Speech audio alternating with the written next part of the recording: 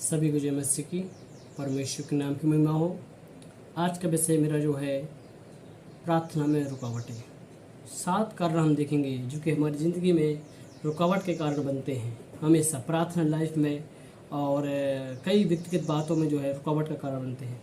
मैं आपके सामने उन बातों को रखना चाहूँगा। पहली बात है अविश्वास, दूसरी बात है व्यक्तिगत पाप, तीसरी बात है प्रार्थना में गलत उद्देश्य, चौथी बात है मन में छुपे हुए मूर्ति पूजाएं, क्षमा न करने वाला मन, 5वां पॉइंट, पारिवारिक समस्याएं, 6वां पॉइंट, और जो 7वां पॉइंट मेरा है वो है ज़रूरतमंदों की मदद ना कर पाना। जो ज़रूरतमंद होते हैं उनके लिए मदद नहीं कर, किसी रीति में भी मदद नहीं कर पाते हैं। तो मेरे प्रियो, जो कुछ पाते हैं उनके जो वचन जो लिखे हुए हैं आपको बताना चाहूँगा। ने आयतें लिखी हुई कि वचन में जो लिखा है जो रुकावट आती हैं तो हर एक इंसान के अंदर एक। सभी को जय मसीह की। परमेश्वर के नाम की महिमा हो। आज का विषय मेरा जो है प्रार्थना में रुकावटें। 7 कारण हम देखेंगे जो कि हमारी ज़िंदगी में रुकावट के कारण बनते हैं हमेशा प्रार्थना लाइफ में, और कई व्यक्तिगत बातों में जो है रुकावट का कारण बनते हैं। मैं आपके सामने उन बातों को रखना चाहूँगा। पहली बात है अविश्वास, दूसरी बात है व्यक्तिगत पाप, तीसरी बात है प्रार्थना में गलत उद्देश्य, चौथी बात है मन में छुपे हुए मूर्ति पूजाएं, क्षमा न करने वाला मन, 5वां पॉइंट, पारिवारिक समस्याएं, 6वां पॉइंट, और जो 7वां पॉइंट मेरा है वो है ज़रूरतमंदों की मदद ना कर पाना। जो ज़रूरतमंद होते हैं उनके लिए मदद नहीं कर, किसी रीति में भी मदद नहीं कर पाते हैं। तो मेरे प्रियो, जो कुछ पाते हैं उनके जो वचन जो लिखे हुए हैं आपको बताना चाहूँगा। ने आयतें लिखी हुई कि वचन में जो लिखा है जो रुकावटें आती हैं तो हर एक इंसान के अंदर एक रुकावटें होगी और समस्याएं होगी। तो याकूब की पत्री हम निकालेंगे, एक अध्याय का 6 पद से हम पढ़ते हैं। 8 पदों में लिखा है, वहाँ एक संदेह के बारे में बताया गया है। मैं पढ़ना नहीं चाहूँगा, वीडियो लंबी हो जाएगी, इसलिए मैं आपको शॉर्ट फॉर्म में आपको बताना चाहूँगा। देखिए यहाँ पर लिखा है, विश्वास से मांगों पर संदेह ना करें। मतलब हमारे अंदर अविश्वास नहीं आना चाहिए। हम अंदर अविश्वास है तो हम कभी भी सफलता हासिल नहीं कर पाएंगे। प्रार्थना करते हैं, परमेश्वर उपस्थिति में बैठते तो हम प्रार्थना पूर्वक मांगते हैं और हमारे मन में संदेह आता होगा या ना होगा। हम परमेश्वर से एक सवाल जवाब हमारे मन में रहता है। हम परमेश्वर से कहते हैं ये प्रार्थना परमेश्वर सुन लिया होगा, नहीं सुना होगा। कई हमारे मन के अंदर अविश्वास वाली बातें आती है, संदेह आते हैं, और ऐसे कई लोग हैं जो कि संदेह करते हैं। मेरे प्रियो, संदेह ना करें। परमेश्वर अद्भुत काम करने वाला परमेश्वर है, चमत्कार करने वाला परमेश्वर है। उनकी बातों पर जो है संदेह ना करिए मेरे प्रियो। अब हम दूसरा पॉइंट देखेंगे, पाप। जो हम देखिए व्यक्तिगत पाप क्या है। वचन संहिता हम जब 66 पढ़ेंगे वहाँ लिखा है, हम उसको हम पढ़ लेंगे। देखिए वचन संहिता 66 में क्या लिखा हुआ है। वचन संहिता 66 में हम पढ़ेंगे तो बहुत अच्छी बात बताई गई है, और जो परमेश्वर वचन हमसे क्या कहता है इसके बारे में। वचन संहिता के 66 में जो बात बताएगी, परमेश्वर का वचन हमारे जीवन, जो हमारी व्यक्तिगत बातें होती हैं वो जीवन में कार्य करती रहती हैं। और हम कई बार सोचते हैं कि हमारी ज़िंदगी में कुछ ऐसे बदलाव नहीं है, मूवमेंट नहीं है, क्यों नहीं है। व्यक्तिगत पाप, हमारे अंदर व्यक्तिगत पाप है, समस्याएँ हैं। तो व्यक्तिगत समस्याएँ होती है तो हम परमेश्वर बढ़ नहीं पाते हैं। देखिए वचन को हम पढ़ेंगे, वचन संहिता 66 का उसका हम पढ़ लेंगे। 18 पद में लिखा हुआ है, पढ़िए, हम पढ़ेंगे। यदि मैं मन में अनर्थ की बात सोचता तो प्रभु मेरी ना सुनता। देखिए यहाँ पर लिखा है, और मैं मन में गलत बात सोचता तो परमेश्वर मेरी ना सुनता। इसका मतलब है मन के अंदर गलत गलत विचारधाराएं आती है इंसान के अंदर, और मन के अंदर बुरी बुरी अभिलाषाएँ, बुरे बुरे ख्याल आते हैं। जब आप फालतू समय होंगे या खाली समय होंगे उस समय आपके मन में गलत सोच, गलत गलत विचारधाराएं आती होंगी। आप किसी के प्रति भी गलत विचार आ सकते हैं, कोई बाई चांस किसी प्रकार की बातें मन में आ सकती है। तो व्यक्तिगत जो पाप होते हैं वो हमें प्रभु में बढ़ने नहीं देते हैं। आप बढ़ना तो चाह रहे हैं मगर नहीं बढ़ पाते, क्योंकि परमेश्वर में हमेशा रुकावटें बनी रहती हैं। अब कितनी बार परमेश्वर से माफ़ी होंगी, परमेश्वर मैंने गलती की है, प्रभु मैंने पाप किया है। हम परमेश्वर के सामने झुक झुक के प्रार्थना करते हैं, रो रो के प्रार्थना करते, प्रभु मेरे अपराध को माफ़ कर दे। फिर परमेश्वर हमसे वचन से बातचीत करता और कहता है तुमने गलती की, क्योंकि हमारे मन के अंदर कई कई रीतियों की जो है पाप छुपे हुए हैं और हम उनको मान नहीं पाते। मेरे प्रियो, प्रार्थना में गलत उद्देश्य देते हैं।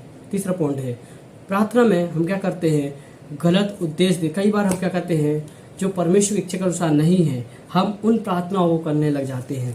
परमेश्वर नहीं चाहता कि हम प्रार्थना करें, हम क्या करते हैं, हम उन बातों को लेकर प्रार्थना करने लग जाते हैं। परमेश्वर मना करता होगा फिर भी आप उन बातों को प्रार्थना करेंगे, गलत गलत रीतियों में प्रार्थना करेंगे, गलत रीति संदेह करके प्रार्थना करें। तो देखिए, हमें परमेश्वर के उपस्थिति में बैठना है, हम निकाल लेंगे। याकूब की पत्री में ये बात बताई गई है। हम क्या करते हैं, 4 अध्याय हम पढ़ते हैं तो उसमें लिखा है, याकूब की पत्री की 4 अध्याय का 1 से लेकर 3 पदों हम पढ़ेंगे तो वह लिखा है ना, हम गलत उद्देश्य कैसे मन में रखते हैं, मन में और गलत हम उद्देश्य से क्या प्रार्थना करते हैं। कई लोग ऐसी प्रार्थना करते होंगे या नहीं करते, कि परमेश्वर का वचन क्या कहता है हमसे, हम देखेंगे 4 अध्याय का उसका 1 से लेकर हम पढ़ते। देखिए क्या लिखा है, तुम में लड़ाइयाँ और झगड़े कहाँ से आ गए, क्या उन सुख विलासों से नहीं जो तुम्हारे अंगों में लड़ने बिगड़ते हैं। देखिए लड़ाई झगड़ा बिगड़ते हुए यहाँ पर लिखा है, तुम्हारे अंगों में लड़ाई झगड़े भरे हुए हैं। देखिए ये है गलत उद्देश्य। हम पाप करके बैठ जाते हैं और कहते हैं परमेश्वर मेरी सुन लेगा, मैं परमेश्वर से प्रार्थना करेंगे, पर वो मेरे जीवन में कार्य करे। कैसे कार्य करेगा, मन में पाप है, मन में गलत विचारधारा है, तो देखिए ये रुकावट बन सकता है। बाकी देखिए आप समझना बातों को, बाकी मैं आपको इस पर हम जो स्क्रीन पर इस बात को दे देंगे, आप पढ़ लीजिए। समस्या है क्या आपके जीवन में, आप परमेश्वर वचन को पढ़ पढ़ के ढूंढ के पढ़िए, परमेश्वर मुझसे क्या बात करता है। कि हम इस प्रकार प्रार्थना तो नहीं कर रहे गलत उद्देश्य से, तो आप करते हैं तो आप जी इस वचन को पढ़िए और जानिए। अब चौथा पॉइंट है, मन में छुपी हुई मूर्तियाँ।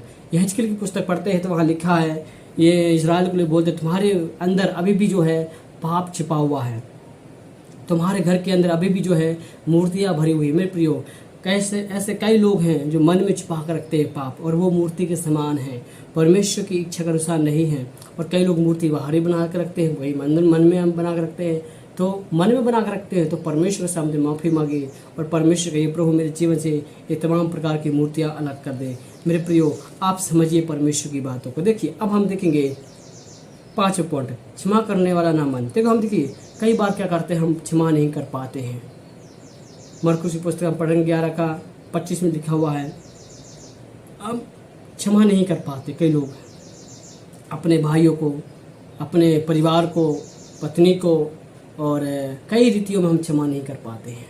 क्यों? क्योंकि शैतान कार्य करता है। क्षमा आप करने के लिए जाएंगे तब तक आपके मन में कुछ और बात आ जाएंगी, ऐसी बातें मन में आ जाएंगी तो आप क्षमा नहीं कर पाएंगे।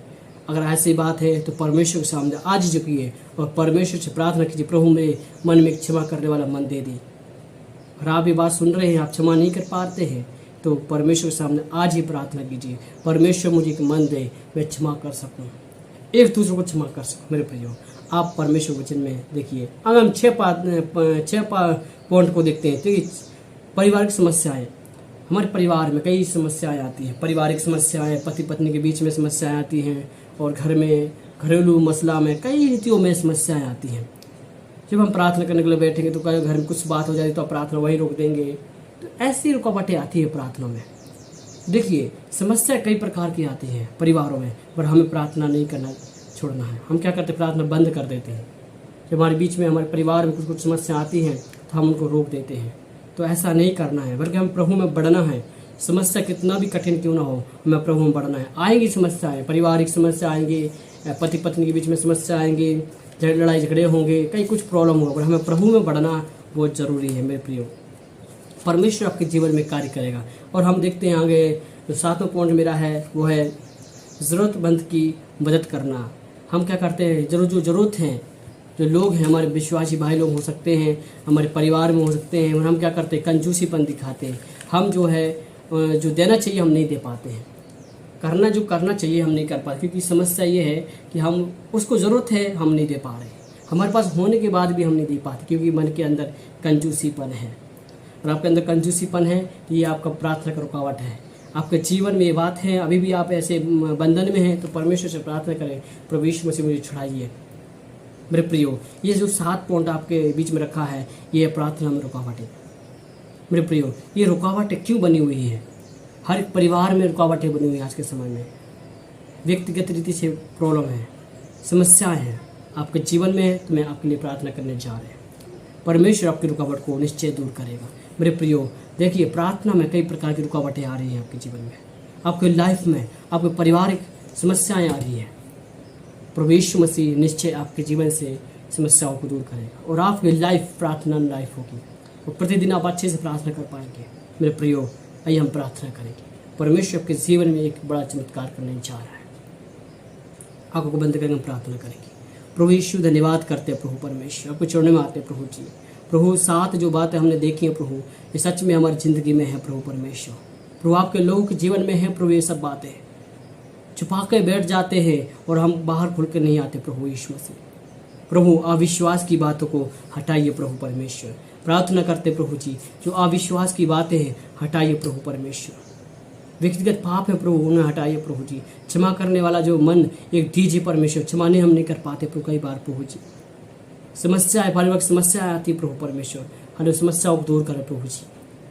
और प्रभु यीशु मसीह, हालेलुया, हम मदद नहीं कर पाते जरूरतमंदों की प्रभु यीशु मसीह। छुपी हुई मूर्तियां हैं प्रभु जी, यीशु मसीह के नाम से जो परिवार में मन के अंदर जो छुपी हुई मूर्तियां हैं, जो यीशु मसीह के नाम में हालेलुया इसी वक्त निकल सा नहीं पाया प्रभु यीशु मसीह के सामर्थ्य नाम में प्रभु जी। प्रार्थना करते हैं घर परिवार में कार्य कर दीजिए प्रभु। जितने लोग सुन रहे हैं प्रभु यीशु मसीह, सभी के जीवन में पवित्र आत्मा कार्य कर दीजिए प्रभु जी।